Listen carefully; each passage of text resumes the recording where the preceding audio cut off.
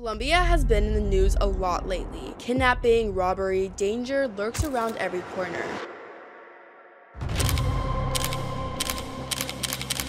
What exactly led to Paul Nguyen's death while traveling in Colombia?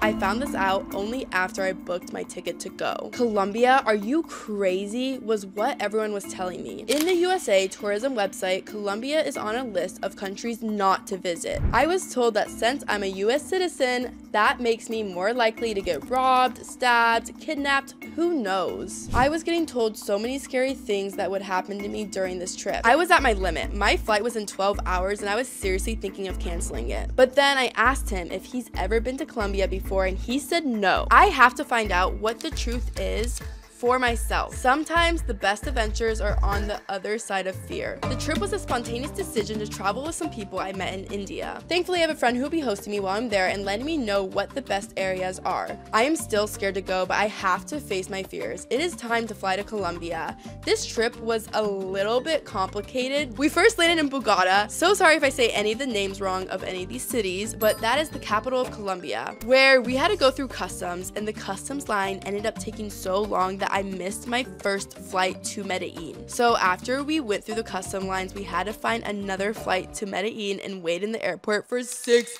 hours. But I occupied myself with all the fun stores in the airport and eating a lot of food. Finally, we landed in Medellín, a city overshadowed by its reputation, as it was once known for being the home to a famous Escobar cartel. Basically, you guys know that Netflix show Narcos? It's like that, the Netflix show Narcos Cartel. Like, okay, I'm sorry, I'm emphasizing that because I literally was binge watching a lot of Narcos before going here. Not me fangirling over a cartel.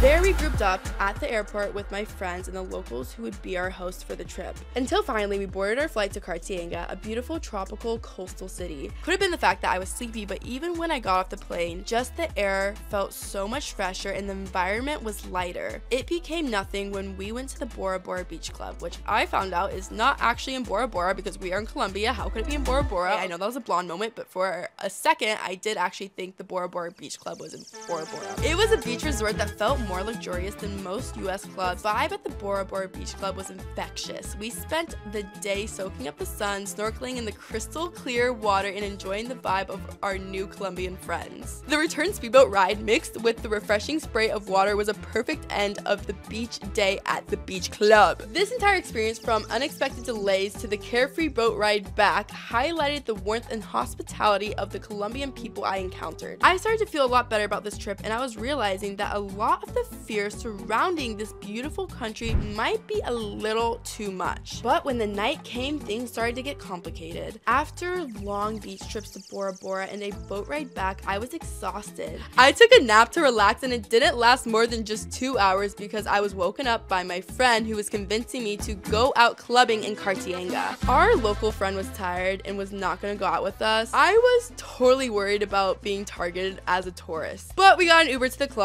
On the way, anxieties about getting kidnapped flickered through my mind. We arrived at the club hoping to meet our local friends, but they were ready to go home. Here we are, two short blonde American tourists alone at night in Colombia. However, I loosened up with some tequila shots. We danced, used Google Translate to chat with some of the people, and even met the owner's son. Looking back, it was a crazy night. I was drunk, loud, and did everything the safety videos warned me against. But the next day, when I woke up and spent the day at the beach and pool by the apartment complex we're staying at, it turned out to be amazing. Sitting at the beach with locals and being introduced to Colombian experiences was surprisingly fun. Even chatting with a local girl that I became best friends with, I realized that Colombia's reputation as a super dangerous country is overblown and taking away from other aspects about Colombia where people were only seeing it for its danger but not its beauty, community, or culture. Anywhere unfamiliar that you travel will be dangerous, and that's why you have to keep your guard up at all times. That's also kind of why I made this video, to share another side of things. Not to say don't be cautious when traveling, but to travel with an open mind.